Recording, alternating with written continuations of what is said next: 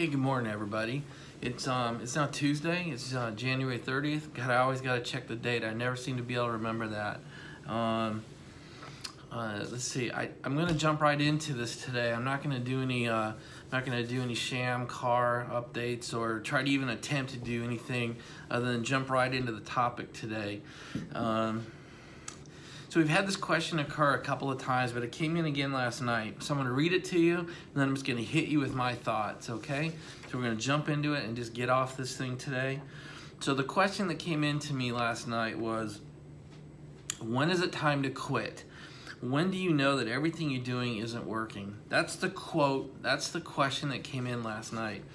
You guys, I just super respect, again, the openness, the honesty, the desire to put yourself out there and ask these questions. And I feel such an obligation to give you my thoughts. You know, we're heading into dangerous territory, right? Advice on what happens when you just get too tired to continue on. So I'm giving you my thoughts from my life, from my experience. They might map to yours, they might not. This might land for you, it might not. But I just so respect the kind of questions that you all are asking that I just I want to pay this I want to pay out the respect of answering this thing for real and do it as a vlog, because I've had this type of question now come in several times over the last 6 weeks or so. So again, the question was, when is it time to quit? And when do you know that everything you're doing isn't working? All right, so my answer is, you ready? It depends. That's my answer. It depends. And so what does it depend on? Jesus, Dave, give me an answer here. What are you doing? So it depends on the following things for me. Number one is, what is the severity of the impact of giving up? And there really are, I'm going to bookend you. I'm going to give you two examples. If somebody's going to die, if it's going to result in financial ruin of yourself or your family, if it's going to mean the end of a relationship, if it's going to mean the end of a business, that requires a whole different level of thought, right? On the other end, if it means you don't lose the weight this month, it means if you don't run the marathon this year, if it means you don't make as much money as you'd hoped you would, if it means you have to defer buying that car, you know, that fits, right? If it means deferring the purchase of another car or deferring that dream vacation out a few months or even to next year, those are what I mean. You have to assess the impact of what happens in real life if you give up, right? If you declare I'm done. Is it a severe impact, or is it a minimal impact, or somewhere in the middle? Only you could decide that. But please do not make a go, no-go, quit, continue decision without having a clear understanding of the impacts of your life and the lives of those around you. It depends on how serious are you about trying different solutions. Lots of times I hear people say, well, I've tried everything. And one thing that I was taught over the last few years is, what that normally means is we've tried one thing or a variant of that one solution over and over and over again, and we really didn't evaluate the solution we were attempting and how different it was from last year or the prior year, or, you know, we just kept kind of doing the same general activities and expecting different results, right? That's the joke definition of insanity, is to continue to do the same thing over and over and over again and expecting different results this time. We have to change the way we attack a problem. We have to change the solution set to get the desired result. And sometimes it's to a very unsavory decision. And it might be, like in my world, I'll give you my example. Sometimes I team with companies that I don't want to have a relationship with, but I need to do it to fulfill a client need.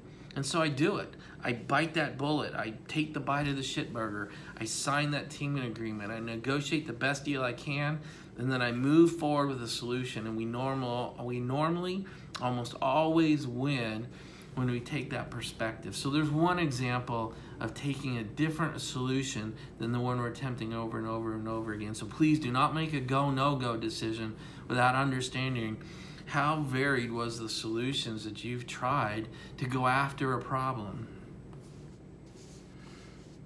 The third thing I would ask you that it depends on is, do you want to quit? Are you just simply tired of the struggle? Is it just gotten too much?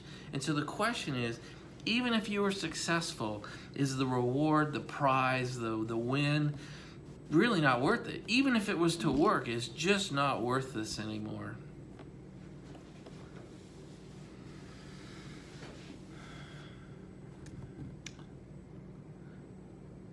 And then the last thing I would ask you, the last question, the fourth one that I have for you today is the opportunity cost of continuing this thing too high? And what that means is, what else could you be doing with your money, your time, your attention?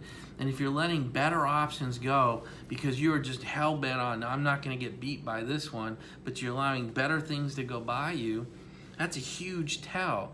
So the fourth time I'm going to say this is, please don't make a go, no-go decision without really understanding the cost of continuing down this path and what opportunities are you not even seeing or not pursuing because you are attacking this one, just maybe even out of just a jackhammer mentality, when killing it and moving on to something more productive would be the right decision.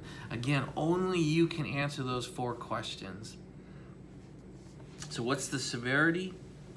Have you tried multiple solutions? Are you just tired and the prize isn't worth it? And then what else could you be pursuing that's better than what you're trying? Those are the 4 questions I would ask you if I was helping you make that decision. Those are the 4 that I try to get myself and my senior team to do as we make go, no-go decisions or shift our attention decisions. So all that comes down to the decision. And what I would suggest to you, what I would ask you to do is, once you've done your analysis, you have to make the decision. And it's a fork in the road, and there's a middle ground. I don't like it, but we'll go over it in a minute. The fork in the road is, you simply make the decision, okay? The decision would be, failure is just not an option, period. I will do whatever it takes to get this thing successful. And I've taken that approach multiple times in my life, creating this company. I can't tell you how many times I was faced with failure decisions, and failure wasn't an option, period. How do I pay my mortgage? How do I pay my staff? How do I continue to take care of my kids? Failure just was not an option. I made that decision and moved forward with it. The other one is to make the decision, this is not worth it. I'm not going to pursue it anymore. It's not worth it. I'm killing it, right? So either decide that you will not fail or decide to kill it. You have to make that decision. The middle ground is that you say, okay, I'm going to try one more solution. I'm going to try this much more time, and then it either succeeds or I'm killing it.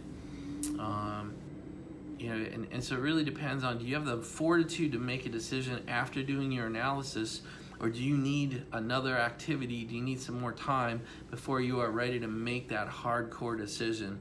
One thing I will advise you is that the finality of a decision to kill it or to continue on with no failure, that decision, that finality creates energy, creates power, creates emotion, creates action. So you just have to go through it. Again, God is with all my answers, you guys. It is not easy. And so I'm asking you to go through 4 very serious questions about this activity and your behavior around it. I'm asking you to make a hardcore decision. Continue or kill it. And then I'm asking you to use the finality of that decision for power, for energy, for motion.